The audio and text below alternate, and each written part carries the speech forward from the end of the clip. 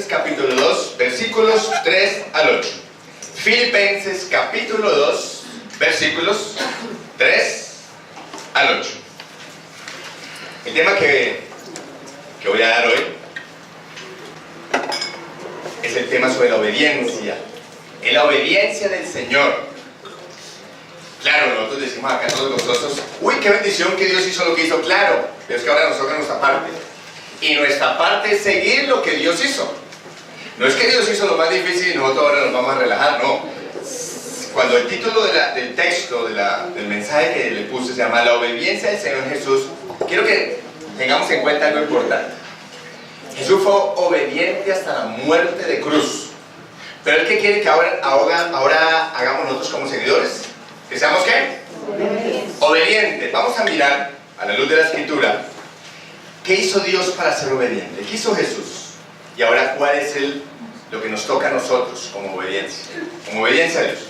Para leerlo en Nueva Traducción Viviente, Filipenses, pues lo repito, Filipenses capítulo 2, versículos 3 al 8. ¿Ya todos la tenemos ahí? En esa versión diría de esta manera. De entrada, el apóstol Pablo dice esto: no sean ¿qué? Egoístas. No traten de impresionar a nadie. Sean humildes. Es decir, considerando a los demás como ¿qué? Superiores. Como mejores, en Reina Valera diría, como a superiores a ustedes mismos. No se ocupen solo de sus propios intereses, sino también procuren interesarse en los demás. Tengan la misma actitud que tuvo ¿quién? Cristo Jesús. Aunque era Dios, no consideró que el ser igual a Dios fuera algo a lo cual aferrarse. En cambio, renunció a sus privilegios divinos, adoptó la humilde posición de un esclavo y nació como un ser humano. Cuando apareció en forma de hombre, se humilló a sí mismo en obediencia a Dios y murió en una cruz como morían los criminales. Amén. La fuerza se la voy a dar en el versículo 8. Voy a leer el versículo 8. Se humilló, repitamos los dos, se humilló a sí mismo en obediencia a Dios y murió en la cruz. ¿Como morían quiénes? Los criminales. Jesús, siendo Dios, se rebajó dos veces. La primera en la parte divina, siendo Dios, se rebajó. Y la segunda, siendo humano, se rebajó también. Murió en la cruz del Calvario, ¿por quién? Por todos nosotros. Por todos nosotros. No solamente por los cristianos, por toda la humanidad. Todo aquel que se acerca al trono de la gracia, ¿es qué? Salvo. ¿Salvo por qué? Por fe. ¿En quién? En Cristo Jesús. Hasta ahí que debemos de entender que si Jesús en su obediencia hizo todo esto, ¿qué debemos hacer ahora nosotros? Si Dios nos sacó de las tinieblas a la luz, ¿para qué nos sacó la pregunta? ¿Para qué nos sacó, perdón? Iglesia, ¿para qué nos sacó? Luz. ¿Para qué qué? Para hacer luz. ¿Para hacer esta luz? No. ¿Una luz que alumbra nomás? No. ¿Para qué nos sacó?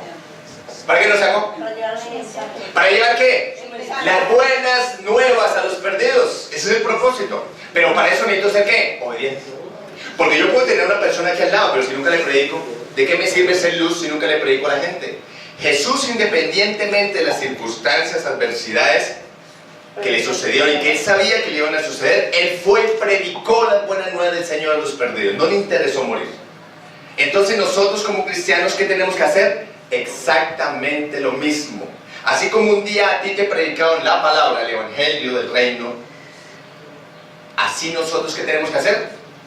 Hacer tal cual, así como un día me la predicaron a mí, te la predicaron a ti, tú también tienes que ¿qué? Ir y predicar ¿qué? Buenas nuevas, no malas viejas, buenas nuevas. Y buenas nuevas significa que la gente que no tiene vida en Cristo, ahora en Cristo va a tener vida y vida para siempre. ¿Listo? Quiero como introducción decir esto. La obediencia de Jesucristo en su humanidad fue a tal punto que se negó completamente a sí mismo, siendo sometido a la calumnia, la burla, el escarnio público, la traición, la soledad, el desamparo. Y aunque era hijo, por lo que padeció, aprendió la obediencia.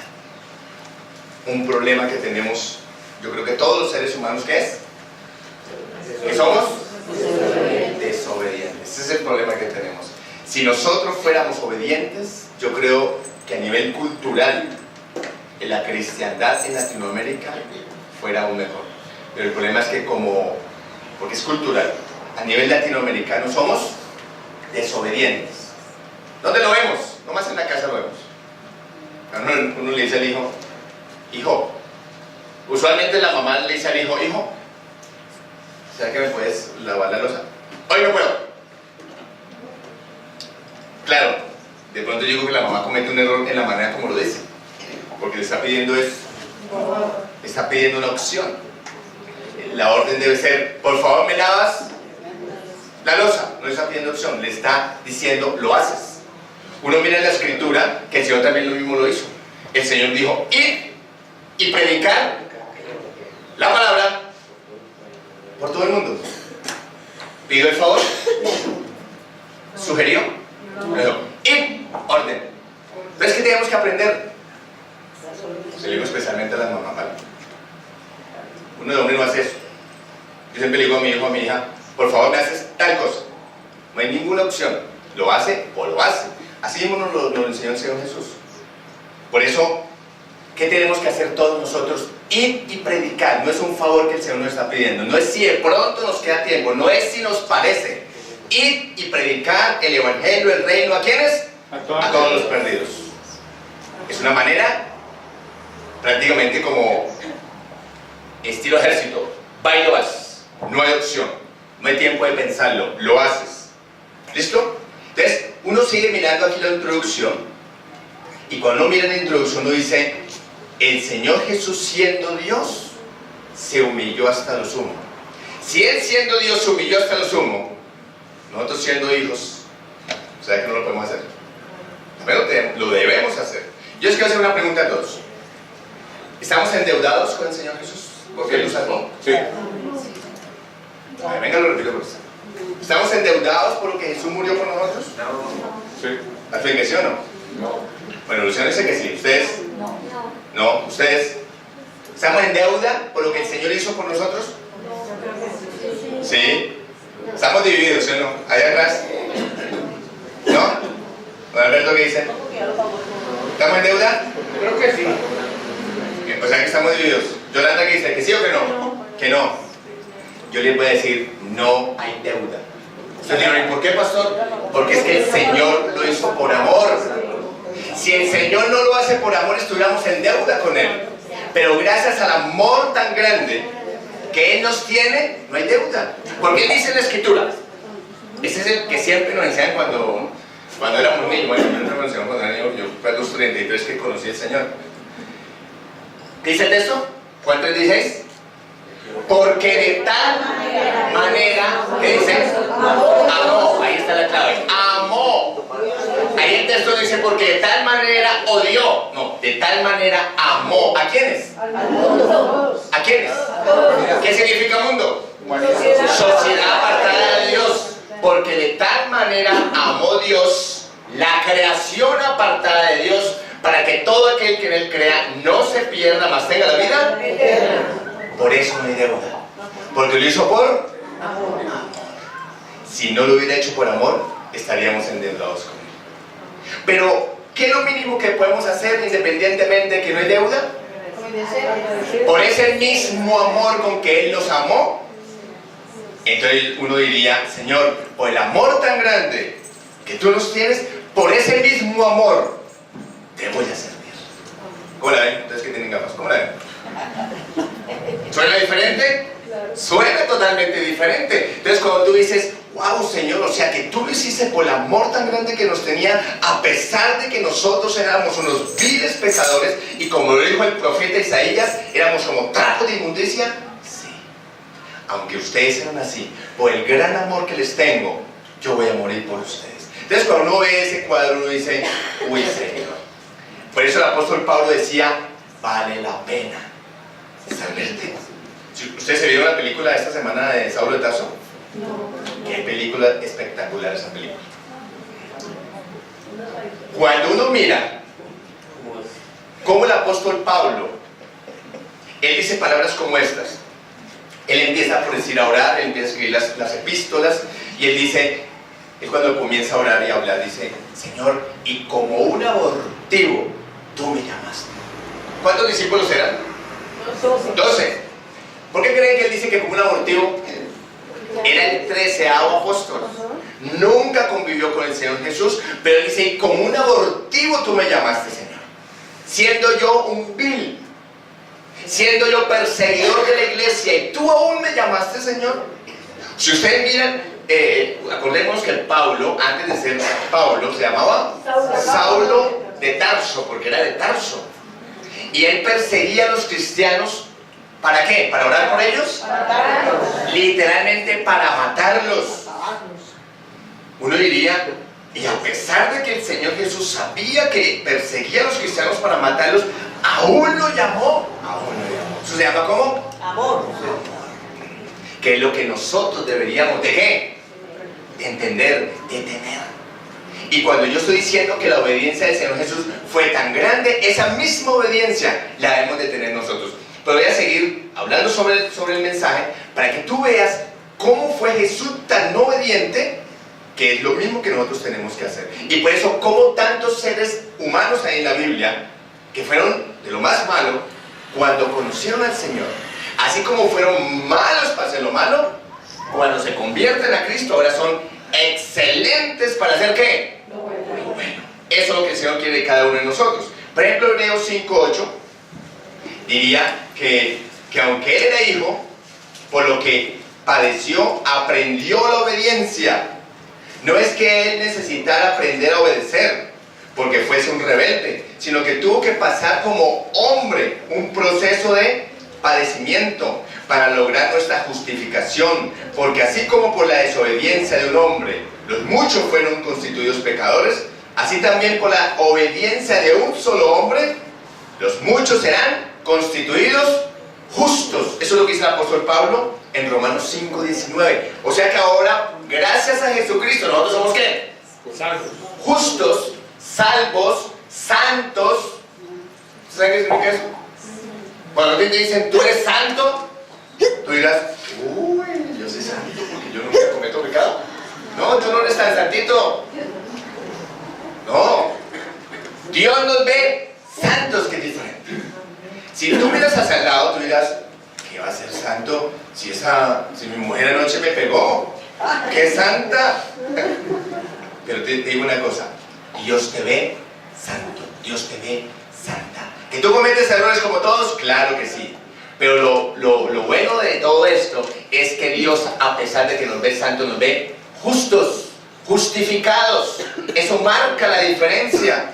No había esperanza, pero con Cristo hay esperanza. ¿Por qué creen? Si ustedes vieron las películas de toda esta semana de Semana Santa, ustedes van a mirar que cuando la época de Moisés, ¿qué hacían para perdón de pecados? ¿Qué hacían? ¿Mataban qué? Corderos. ¿Para qué mataban los corderos? Dice la escritura que el sumo sacerdote iba una vez al año, mataba el corderito, y ese corderito simbolizaba que los pecados del pueblo eran pero por un año. Eran limpios por un año.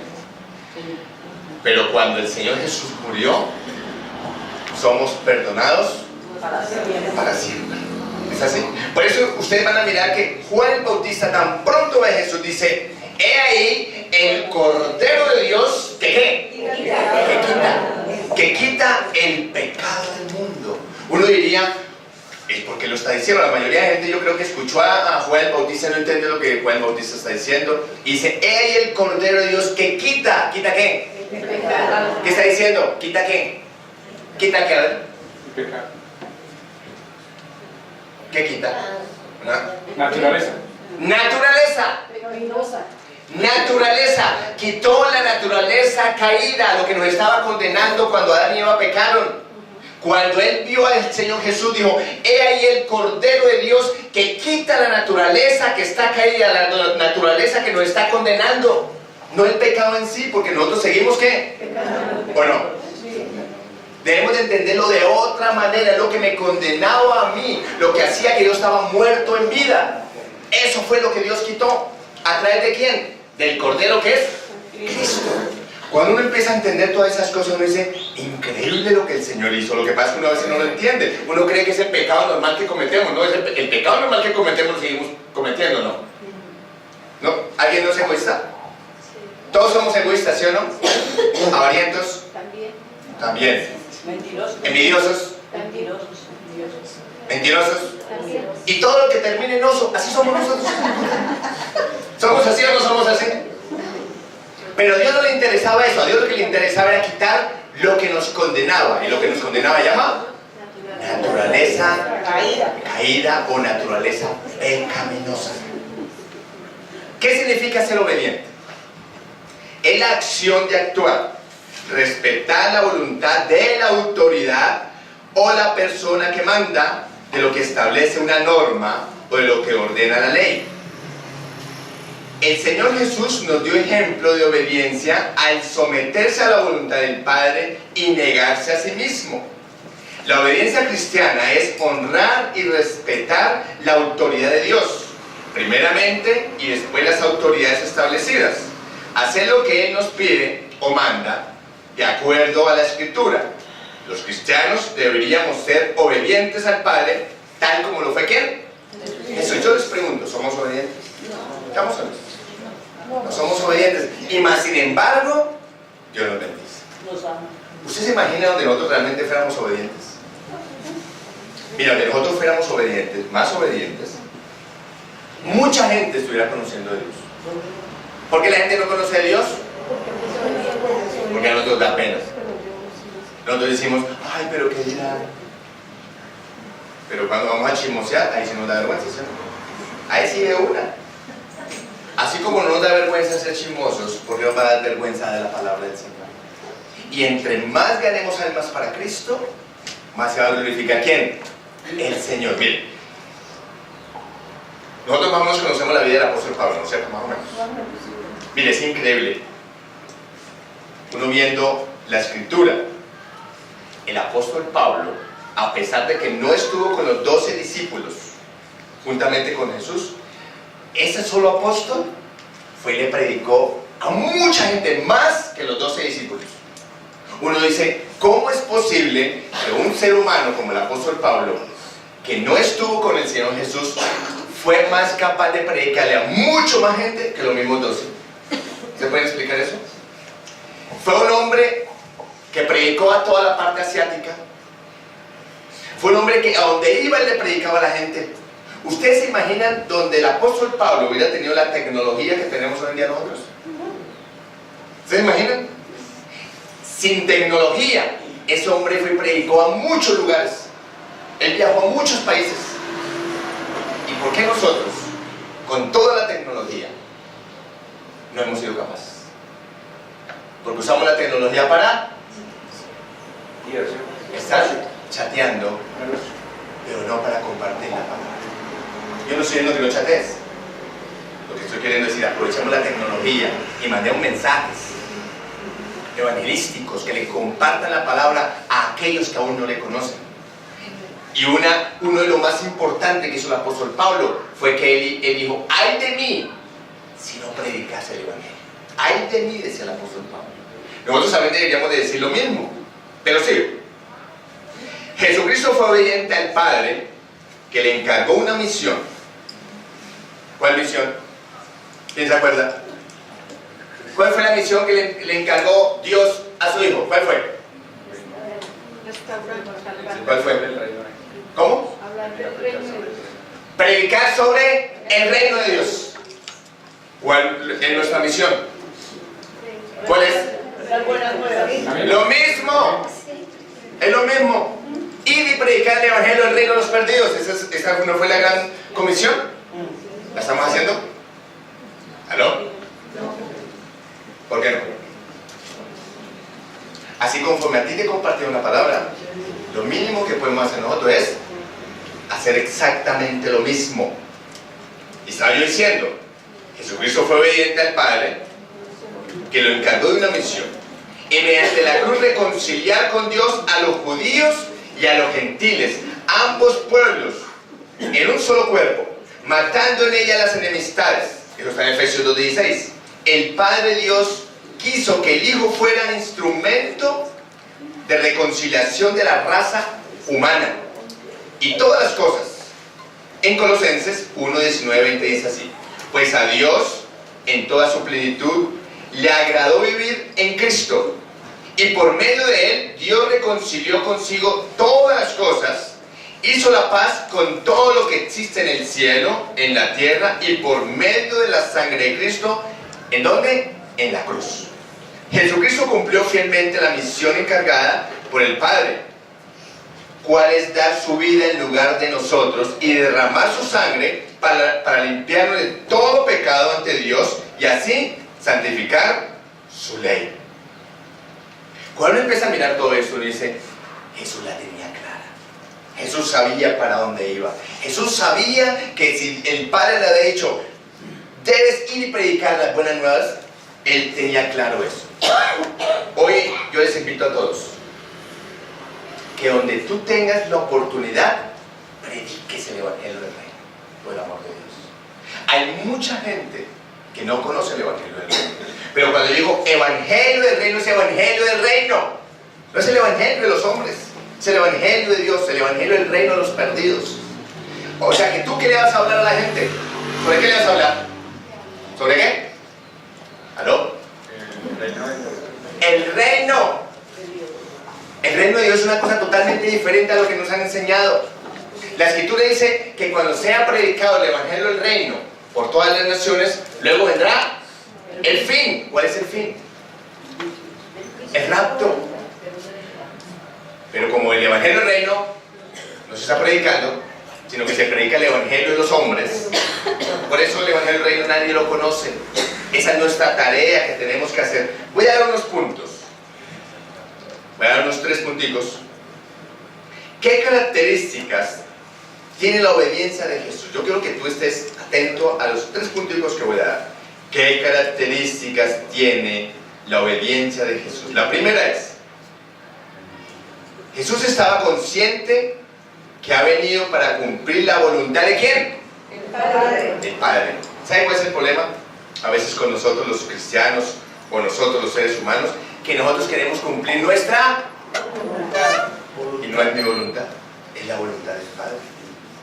¿Dónde encontramos la voluntad del Padre? En la Escritura. Si nosotros realmente hiciéramos la voluntad del Padre, todo esto sería diferente. Pero nosotros queremos hacer nuestra santa voluntad. Nomás en las oraciones uno se da cuenta.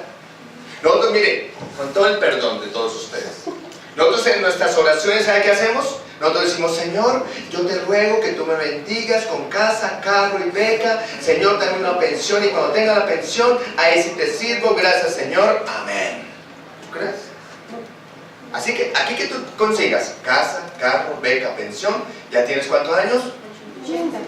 70 y punta, 80 años. Las mujeres tendrán 65, 70. Ya uno con 70, ¿ya qué le va a hacer? Ya uno ya está yo. No, el Señor no dijo eso, dijo: id, ¿y qué? Ir y predicar.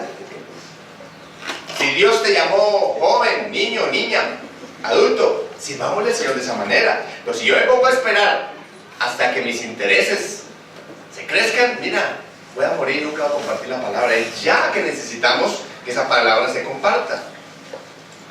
Bueno, y repito, ¿debo cumplir qué? ¿La voluntad de quién? De Dios. ¿De acuerdo a qué? A la Escritura. No tu voluntad, no lo que tú quieras hacer, no lo que a ti te parezca, es lo que a Dios le parece. Jesús hizo lo que a su Padre le parecía, no lo que la gente aquí en la tierra le parecía, no lo que el oído quería oír, sino lo que Dios quiere hablar.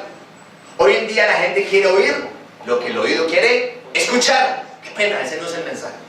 Es lo que la palabra, es lo que Dios quiere hablar al oído de la gente. Que a la gente no le gustó, lo lamento, es lo que Dios quiere hablar. Y ese es el mensaje que tenemos que predicar. Juan 6, 37, 40 dice de esta manera, ahí en el primer punto: sin embargo, los que el Padre me ha dado vendrán a mí y jamás los rechazaré, pues he descendido del cielo para hacer la voluntad de Dios, quien me envió, no para hacer mi propia voluntad, y la voluntad de Dios es que yo no pierda ni a un solo de todos los que Él me dio, sino que los resucite en el día final. Pues la voluntad de mi Padre es que todos los que vean a su Hijo y crean en Él tengan, ¿qué? Vida eterna. Y yo los resucitaré en el día final. ¿Qué están notando? Obediencia. Ojalá nosotros dijéramos: Señor, tú me llamaste con un propósito y voy a cumplir tus propósitos. Pero resulta que Dios nos llama y nosotros cumplimos, ¿qué? Nuestros propósitos. Cuando tú vas a cumplir tus propósitos, ya no sirve para nada. Mire, de nada te va a servir a ti doblar rodilla, de nada te va a servir orar bonito, de nada te va a servir ayunar bonito si tú eres un desobediente. No sirve para nada. ¿Estás perdiendo qué? El tiempo. Nosotros no podemos jugar a ser cristianos. Nosotros tenemos que hacer la voluntad del Padre. Y si el Padre me dijo: vas a hacer esto, lo voy a hacer. Pero lo voy a hacer ¿cómo? En el orden de Dios, no en mi orden. El problema es que a veces el cristiano hace lo que a él mejor le parece. Es que no es lo que a mí me parece, es lo que a Dios le parece. ¿De acuerdo a qué? A la Escritura. El Señor Jesús tuvo completa claridad de su misión en esta vida. Él debía, mira lo que debía hacer el Señor. Debía caminar mostrando el amor de Dios. ¿Hacia quiénes? Hacia la humanidad. Cada paso, mira, demostrar amor, cada paso por donde tú vas es bien complejo. ¿Sí o no? Porque ¿sabe qué hace Dios? Dios lo primero que hace contigo es hacerte un trato especial. ¿En qué? En tu carácter. Si tú eres envidioso, si tú eres egoísta, si tú no eres amoroso, ¿sabe qué hace Dios? Dice: como necesito hacer un trato especial en tu carácter para que me puedas servir, entonces yo voy a colocar a gente impaciente para que tú, ¿qué? Me desesperes. Y cuando yo me desespero, Dios te va a decir: ¿dónde está el amor que tú tienes? Y uno: ay, Señor, pero es que me sacó la piedra así. A mí también me la sacaron. Y yo con amor hablaba. Usted se puede imaginar que cuando el Señor Jesús le dice a la mujer adúltera: ni yo te condeno, ¿dónde están los que te condenaban? ¿Qué demostró ahí? Amor. ¿Es así? Cuando el Señor Jesús le saltaron la rabia, Él tuvo ira santa. Ojalá nos tengamos ira santa también. No la ira que tenemos nosotros, sino ira santa. ¿Se acuerdan cuando estaban en el templo? Que Él se molestó porque cogieron el templo para hacer una plaza de mercados. Ustedes se imaginen con esa rabia que él tenía él, porque cogieron el templo como plaza de mercado, y después ustedes van a notar que más ratico llegan y le traen unos enfermos para que los sanaran. Y él con la rabia dice: a mi Señor Jesús, que queremos que ore por él. Ay, muy bien, se me relajo, santo Dios bendito. Venga, uno. Ustedes se pueden imaginar cómo uno con la rabia que le traigan par personas para uno orar por ellos, y él haya tenido la capacidad de decir: listo, lo voy a hacer. Donde hubiéramos ido nosotros, ¿qué hubiera pasado? Ay, este carro me fregues, que me pague la rabia. Más, ¿sabe qué? Dentro de una semana ya no me freguen, y con la piedra afuera. Entonces yo me pregunto: ¿dónde está el amor? ¿Se dan cuenta? Mira, no se te haga raro a ti cuando tú estás sirviéndole a Dios y alguien te saca la rabia. Mira, Dios te está haciendo un trato especial porque Él quiere que tú seas diferente. ¿Tú crees que Él va a llamar gente bien brava para que le sirva? No. ¿Dios qué hace? Él lo llama así, pero Él hace un trato especial. ¿Para qué qué? Para demostrar el amor tan grande que Él nos demostró a nosotros. Entonces de nada, no tiene nada de sentido que tú seas un servidor de Dios cuando no tienes en claro el amor. Porque si tú no tienes en claro el amor, tienes que corregirlo. Porque en nada vas a agradar a Dios. ¿Quién dijo que porque tú le sirves a Dios en la manera como le servimos a veces, estamos agradando a Dios? ¿Quién lo dijo? Agradamos a Dios cuando somos obedientes, así conforme el Señor lo hizo, así mismito lo tenemos que hacer nosotros. ¿Qué más tenía que hacer el Señor Jesús? Debía formar un grupo de discípulos y apóstoles como inicio de la iglesia. Debía predicar el evangelio del reino. Debía morir en la cruz. ¿A quién le gustaría eso? Él sabía que tenía que morir en la cruz. Él sabía el dolor que iba a tener en la cruz del Calvario. No porque fuera a morir en la manera como murió, sino porque tenía que separarse de su padre, porque él tenía un contacto, una relación íntima con su padre. Ese era el dolor más grande que tenía Jesús, la separación con su padre. Debía liberar del Seol o del Hades a los del Antiguo Testamento. ¿Se acuerdan? ¿Qué más tenía que hacer el Señor Jesús? Debía resucitar y restaurar a sus discípulos. ¿Por qué restaurarlos? Porque todos sus discípulos, en el momento en que más lo necesitaban, salieron huyendo. ¿Y él qué tenía que hacer? Volverlos a traer, restaurarlos, para que ellos siguieran haciendo la tarea que hizo el Señor Jesús. ¿Cómo ven la tarea? ¿Fácil? Compleja, compleja. Por eso cuando yo veo que de pronto a un joven acá, de los de alabanza o servidor, se le salta la piedra, digo, bueno, Señor, él va aprendiendo. Tú le vas enseñando, Señor, que a medida que él vaya aprendiendo, tiene que ir cambiando, ¿qué? Su actitud. Su actitud. Los seres humanos no siempre tenemos claridad de nuestro destino y sentido de la vida. Una mezcla de obligaciones, deseos, inclinaciones, exigencias nos confunde y no podemos descubrir aquello para lo cual fuimos puestos en esta vida. Formar una familia, trabajar, ganar dinero, tener éxito, fama, gozar los placeres de la vida. Todo ello es secundario cuando nos damos cuenta que lo único importante es volvernos a Dios y hacer su voluntad. Yo les hago una invitación a todos. Cuando tú estés orando, tú no ores por todo lo que tú quieras. No, Dios ya conoce tus necesidades. Tú vas a orar de esta manera. Tú le vas a decir, Señor, quiero orar de acuerdo a tu voluntad, Santo Dios. Y tu voluntad, Santo Dios bendito, como es buena, agradable y perfecta, yo te ruego, Señor, que todas las personas a quien yo le predique las buenas nuevas del Señor, los perdidos, te conozcan, Santo Dios. Porque cuando ellos te conocen, sus vidas van a ser transformadas. Gracias, Señor. Amén. ¿Fue una oración egoísta? No, fue una oración general. ¿A mí de qué me sirve yo orar? Señor, te ruego que tú bendigas a Luciano. Bendícelo con una buena finca, buena plata en el banco, mujeres. Te lo ruego en el nombre del Señor, porque Él es tan bueno y tan maravilloso. Gracias, Señor. Amén. ¿Qué crees que va a pasar con esa belleza? El hombrecito se va a desordenar. Casa, carro, beca, mujeres. Se nos pierde. Se nos pierde más de lo que está. ¿Es así o no es así? No, la oración no puede ser así. La oración tiene que ser totalmente diferente. Señor, toca en el corazón de Luciano, ¿sabes? Pero hazlo tú, no yo. Porque es que nosotros oramos egoístamente. Nosotros oramos y decimos, Señor, yo te ruego en el nombre de Jesús que tú le hables, y si él no hace caso, tuérzale una pata, Santo Dios bendito, para que afine, Santo Dios, te lo ruego. Y si sigue siendo egoísta, Señor, tuérzale la otra en el nombre de Jesús. Gracias, Señor, amén. ¿Una oración qué? Egoísta. Esa no es la manera. Pero yo les pregunto, ¿oramos así a veces? Así a veces oramos. A veces oramos por la suegra de esa manera. No ores así, no ores de esa manera, olvídate. Es una oración egoísta. Es una oración que a Dios no le agrada. Tú debes de orar de acuerdo a qué? A la voluntad del Padre que está en los cielos. Segundo punto. No busca hacer su propia voluntad.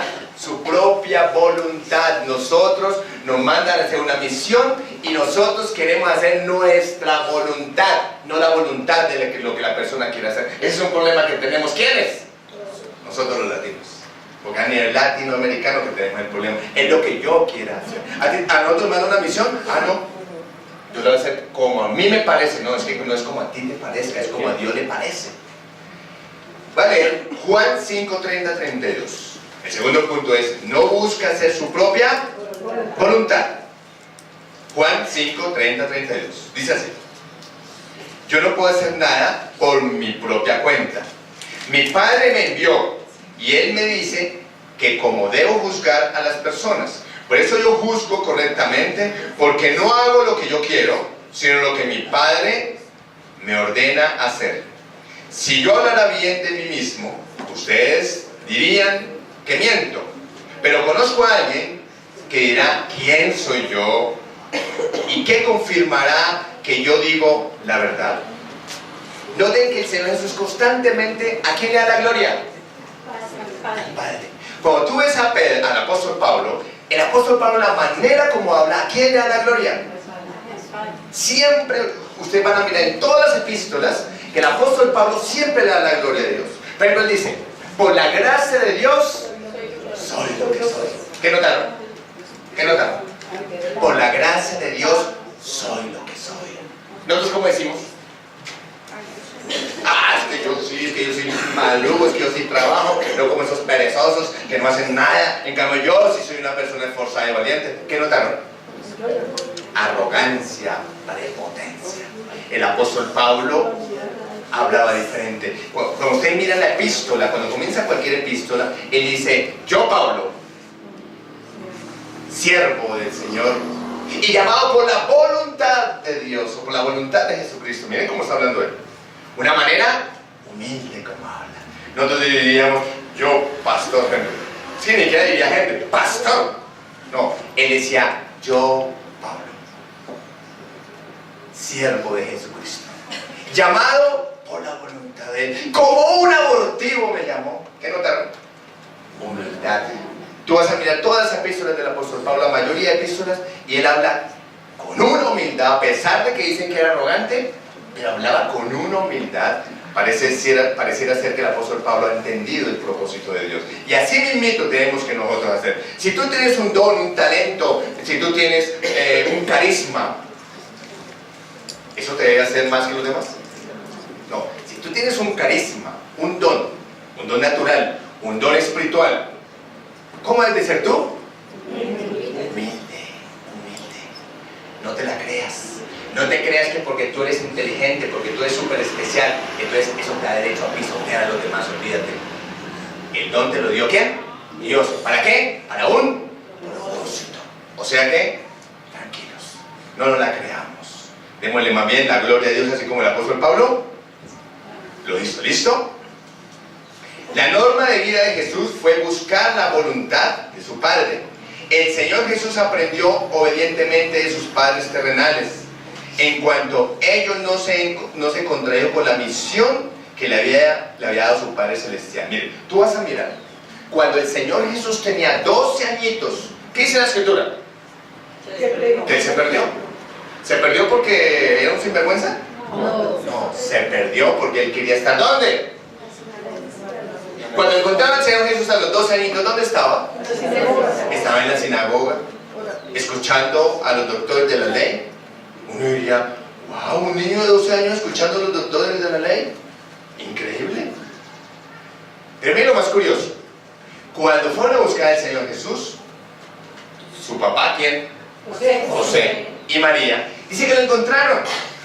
Y yo imagino al papá y a la mamá bravos. Oye, chinos, ¿dónde estaba? Ay, papá, estaba aquí, mire. Porque le dice, en los negocios de mi padre es necesario estar. Te imagino a José como padrastro. Dice, ¿de chino que está hablando? Oye, me estáis respetando, ¿cómo es que en los negocios de mi padre me es necesario estar? Si yo soy su papá. Dice la Escritura que ellos todos se lo guardaban. ¿Quién lo sabían que eran? Todos se lo guardaban en su corazón, dice la Escritura. Y inmediatamente usted ve en el texto y dice que el Señor Jesús se sujetó ¿a quién? A sus padres terrenales. Igualito a nosotros, ¿no? Y eso que él era Dios. Y dice, se sujetó. Ahí marca la diferencia. Ahí está marcando la diferencia que entonces, siendo niño, se sujetó a sus padres terrenales, sabiendo que su padre era Dios. ¿Qué nos está enseñando ahí?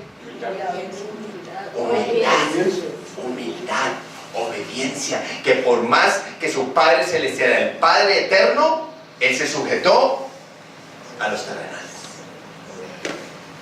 ¿Era hijo legítimo? No. Lo que está significando entonces, que el día que tú tengas, o el día que tú te cases, bien sea con una mujer, o bien sea con un hombre que ya tiene hijos, ¿qué deben de hacer los hijastros? Sujetarse a la autoridad que Dios ha puesto. Eso no se hace. ¿Sabe qué error cometen las mamás? Con todo el perdón de las mujeres. Bueno, yo me caso contigo, pero con mi hijo no se mete para nada. Yo soy la única que lo puedo corregir. Entonces el pobre marido, ¿sabe qué hace? Listo. Entonces cuando su hijo o su hija haga algo, yo no puedo meter. ¡No! Cuando usted se meta, se la dé conmigo. Un error. Cuando tuviste a María diciéndole a José, ¿sabe qué, José? Ese hijo solamente es del Padre Celestial y mío. Tú no te metas con él. ¿Tú ves esa escena ahí? Por eso hoy en día los jóvenes o las mujeres que tienen su padrastro, como el papá no le puede decir nada porque la mujer de una vez como gata, por eso los hijos hacen lo que les parece. Hasta en eso el Señor nos enseñó, hasta en eso Dios está sujetando al Padre y nos está diciendo a nosotros: aprende de mí, que soy manso y humilde de corazón. ¿Vamos? Para nosotros los seres humanos es muy difícil separar lo importante de lo temporal. Todo cristiano tiene una tarea que cumplir en la iglesia. ¿Cuál es la iglesia? Nosotros somos la iglesia. ¿Cuál es el trabajo que tenemos que hacer? ¿Servirle a quién? A Dios. ¿Quién quiere ser el primero? ¿Tiene que qué? ¿Tiene que ser? ¿Tiene que ser qué? Servirle a todo el mundo. Entonces tú dirás: ah, no, yo prefiero ser el último. Mire, todo cristiano tiene una tarea que cumplir en la iglesia. Esta debe descubrirla atendiendo a sus dones y a lo que el Espíritu Santo le indique. Como el apóstol Pablo, debemos preguntarle por su voluntad para nuestras vidas. Dice la Escritura, mira, hay una escena, y es importante que la volvamos a repetir. Dice la Escritura, voy a leerla aquí en Hechos 9. Mira, Hechos 9. Conversión de Saulo. Dice la Escritura: Saulo, respirando a una amenaza de muerte contra los discípulos del Señor, vino el sumo sacerdote. ¿Cómo? Cuando salió, ¿cómo estaba? ¿Cómo estaba? Respirando, el hombre respiraba. ¿Respiraba qué? Amenaza de muerte. ¿Ustedes han visto un toro allá en las corridas? Que cuando es así, mira cómo atacar a la gente. ¿Se han visto? ¿Se han visto? Mira, ya lo hizo usted, ¿por qué no? Mira, un toro respiro le sale como vapor de rabia. Hace un minuto le salía a Saulo el tazo, rabia por la nariz. Es que yo tengo que matar a los cristianos, voy a ir a Damasco a que me encartas y los mato a todos. Salió con rabia, ¿sí o no? Y dice la Escritura que él salió con rabia. En versículo 2 dice: y le pidió cartas para las sinagogas de Damasco, a fin que si hallase algún hombre o mujer de este camino, los trajese presos a Jerusalén. ¿Para qué? ¿Para orar por ellos? Para matarlos. Mas yendo por el camino, aconteció que al llegar cerca de Damasco, repentinamente le rodeó un resplandor de luz del cielo, y cayendo en tierra, oyó una voz que le decía: Saulo, Saulo, ¿por qué me persigues? Él dijo: ¿quién eres tú, Señor? Y le dijo: yo soy Jesús, a quien tú persigues. Dura cosa es dar coces contra el aguijón. Él, temblando y temoroso, dijo: Señor, ¿qué quieres que yo haga? ¿Qué notaron? Humildad no. Cambio. ¿Cómo salió él? ¿Cómo salió? No dice que respiraba. Amenaza de muerte. Haga cuenta cuando nos usamos rabiosos. Ay, pero me pego. Estoy bravo. Y de repente digamos: ay, ¿qué quieres que yo haga? ¿No notan? Es como raro, ¿no? Entonces cualquiera dirá: oye, ¿usted está bravo o no está bravo? ¿Cómo así que está bien bravito? Ahorita me dice: ¿qué quieres que yo haga? Eso le pasa a Saulo. Porque el toque del Señor dijo: ah, muy bravito. Y entre más bravo, mejor la corrida. Ven para acá. Y yo imagino a Saulo todo bravo: Señor, ¿en qué quieres que yo te sirva? Yo me imagino al Señor diciéndole: tú no eres de los que persigue a los que estás para matarlos. Ahora haces una cosa, ahora me haces servir a mí. Y ahí es cuando vemos a un Saulo totalmente transformado. Lo que está significando que nadie, absolutamente nadie, se puede resistir ¿a qué? A la presencia de Dios. Nadie. Tú podrás ser muy bravito, pero entre más bravo, mejor ¿Sí es así?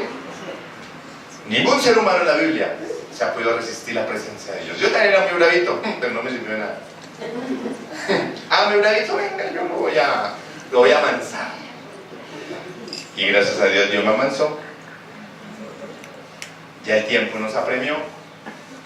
Voy a hablar un cuarto punto así cortico y terminamos. Tercer punto es aprender a conocer la voluntad de ¿quién? Del Padre. Es aprender a conocer. El problema es que nosotros a veces no aprendemos a conocer la voluntad del Padre. Jesús ora en Getsemaní. Cuando el Señor Jesús está orando en Getsemaní, Él dice: Señor, si es posible, pasa de mí esta copa, pero que no se haga mi voluntad, sino que se haga.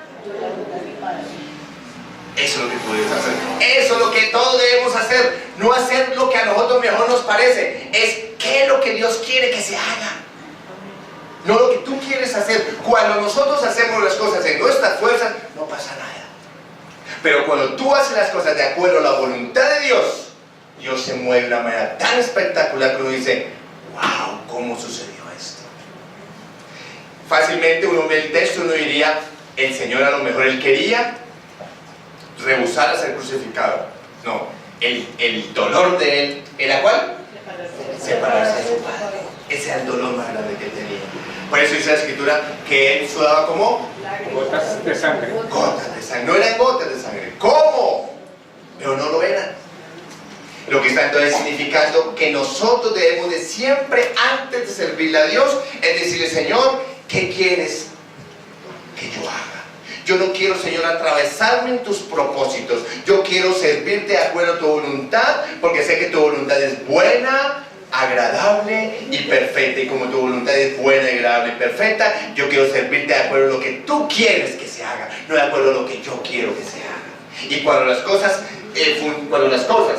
funcionan como Dios quiere que funcionen, yo en ningún momento me voy a atravesar. Y si en el momento que yo me voy a atravesar, el Señor me dice: no lo haga, yo digo: Señor, entonces yo no lo hago.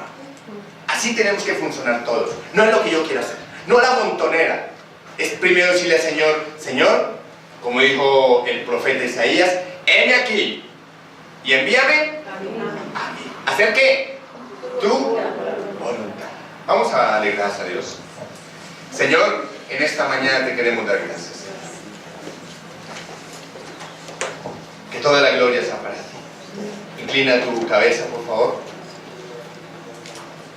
Yo hoy te quiero decir algo. Si tú eres de las personas que hacen lo que a ti te parece, dile al Señor: Señor, perdona. Porque no es lo que a mí me parece, es lo que a ti te parece. Cuando uno lee Filipenses capítulo 2, Filipenses capítulo 2 nos enseña algo importante. Y lo más importante de Filipenses es la humildad. Si tú quieres aprender a ser humilde, léete Filipenses capítulo 2. Cada vez que yo quiero ser arrogante, yo me voy a Filipenses capítulo 2 y el Señor me baja toda mi arrogancia, mi prepotencia, Señor. Por eso, Señor, gracias. Gracias, Señor, porque tú eres bueno y maravilloso. Cuando uno lee Filipenses capítulo 2, que significa la humillación y exaltación de Cristo, los verbos que utiliza el texto para describir las acciones del Hijo hablan de su gran amor tan grande. Ese es el gran amor que necesitamos todos, juntamente con la obediencia. La Escritura dice: no estimó el ser igual a Dios como cosa a que aferrarse. Estuvo exento de ambición y vanidad. Fue humilde al disponerse a cumplir la misión redentora. El texto sigue diciendo: sino que se despojó a sí mismo. Fue compasivo con la raza humana al desechar la gloria que disfrutaba en la eternidad. Tomando forma de siervo, hecho semejante a los hombres, demostró su bondad hacia el género humano, al tomar forma de hombre y nacer como tal para salvarnos eternamente. Y dice la Escritura: y estando en la condición de hombre, se humilló a sí mismo, por un bien mayor, nuestra salvación eterna. Se humilló y dispuso a padecerlo todo. Y el reloj seguido dice, y haciéndose obediente hasta la muerte y muerte de cruz. El amor de Dios, que todo lo sufre, todo lo cree, todo lo espera, todo lo soporta, quedó demostrado en la pasión y muerte de Él. Ahí donde tú estás, dile: Señor, perdóname. Y dile: Señor, perdóname porque sabiendo hacer lo bueno no lo hago, Rey. Tú nos sacaste las tinieblas a la luz, pero queremos hacer lo que a mí me place. Creemos que somos más importantes que Dios. No. El mismo Señor lo dijo: aprended de mí, que soy manso y humilde de corazón. Y te quiero decir algo: si tú le quieres servir a Dios, tenemos que aprender a ser mansos y humildes. Si no somos así, va a ser difícil. Pero al igual Dios nos va a hacer un trato especial. Porque todo aquel que se acerca al trono de la gracia, Dios lo va a transformar. Y lo va a transformar para bien, no para mal. Si tú eres de las personas que tú crees que desde que te volviste cristiano te ha ido peor, no lo creas de esa manera. El apóstol Santiago dice en su carta, y dice algo bien importante: hermanos míos, tened por sumo gozo cuando os halléis en diversas pruebas, sabiendo que la prueba de vuestra fe produce paciencia. Mas tenga la paciencia su obra completa, para que seáis perfectos y cabales, sin que os falte cosa alguna. Si tú estás pasando momentos difíciles, dile: Señor, que la gloria sea para ti, Señor. Porque significa entonces que tú estás en el asunto, Rey. Preocúpate cuando no te pase nada. Quiere decir que Dios no está en el asunto. Pero si tú estás pasando angustias, dile: Señor, que toda la gloria sea para ti.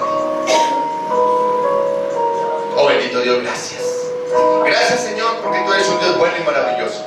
Gracias, Señor, por lo que tú hiciste en la cruz del Calvario, en el Calvario hace más de 2000 años, Señor. Hoy somos libres. Hoy somos tus hijos, Rey. El privilegio más grande que tenemos nosotros, sus hijos, es que tú nos enviaste a predicar el evangelio del reino. Es un privilegio que no tienen los ángeles, nosotros sí. Y como nosotros tenemos ese gran privilegio, Señor, gracias. Gracias, Señor. Gracias, Señor, te doy por cada persona que está acá, Rey. Por cada familia aquí representada, Señor. Y te ruego, Espíritu Santo, que así conforme tú levantaste a Jesús de entre los muertos, tú nos levantes a todos nosotros, Señor, de las debilidades, de las dificultades.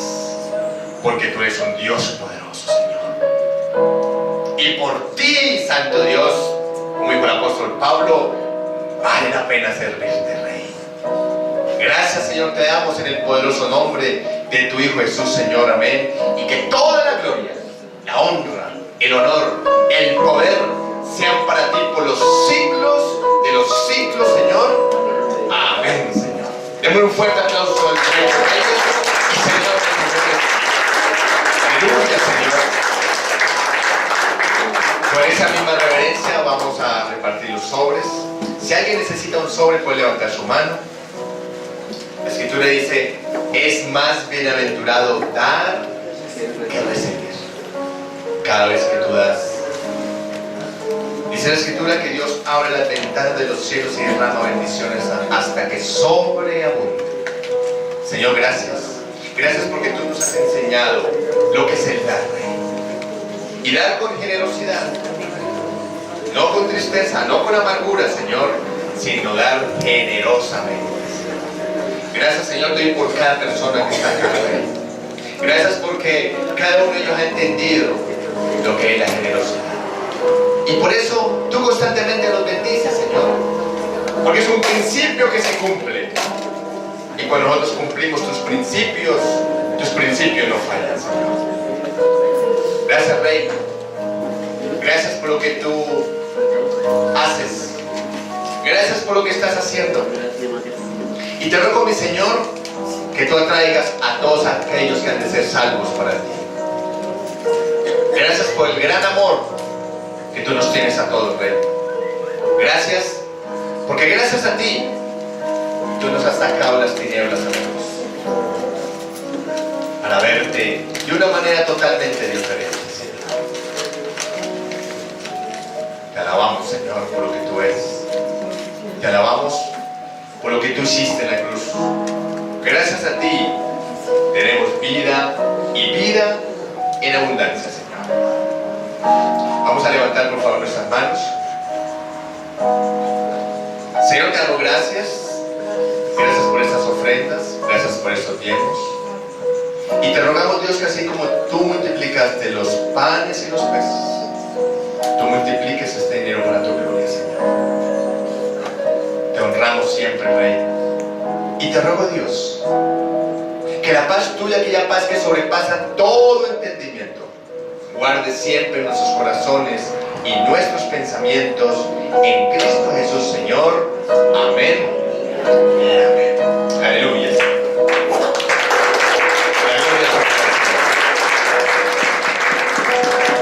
Yo quería presentarles a la mamá de Andrea, de David, del pastor. ¿No sabe que ella? Pues a ver, bien. Se presentar, por favor. Buenos días, mi nombre es Isai de Quintero.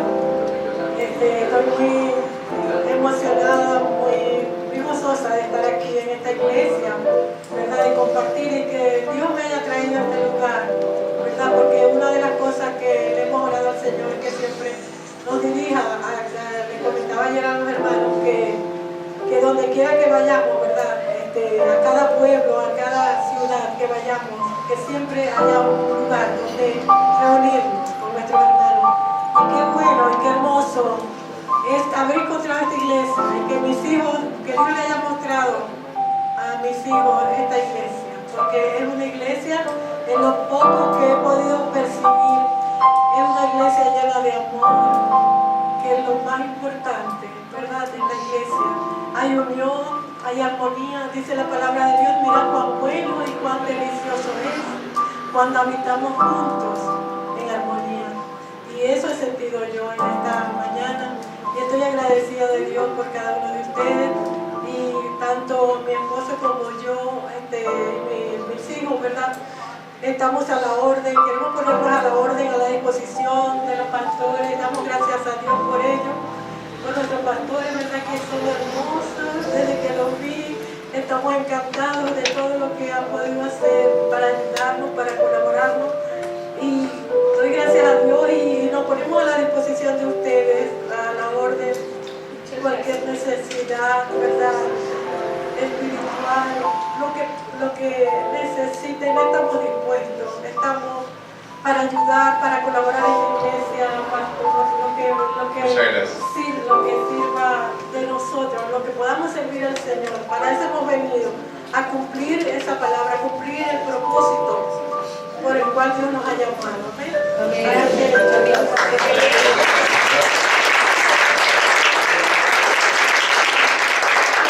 Muchas gracias. Vamos a orar para ser despedidos. Señor, te damos gracias en esta mañana. Gracias por este día tan hermoso. Gracias porque nunca se nos olvidará, Rey, que hoy se celebra el día de la Pascua. Y tú, Señor Jesús, eres nuestra Pascua, Rey.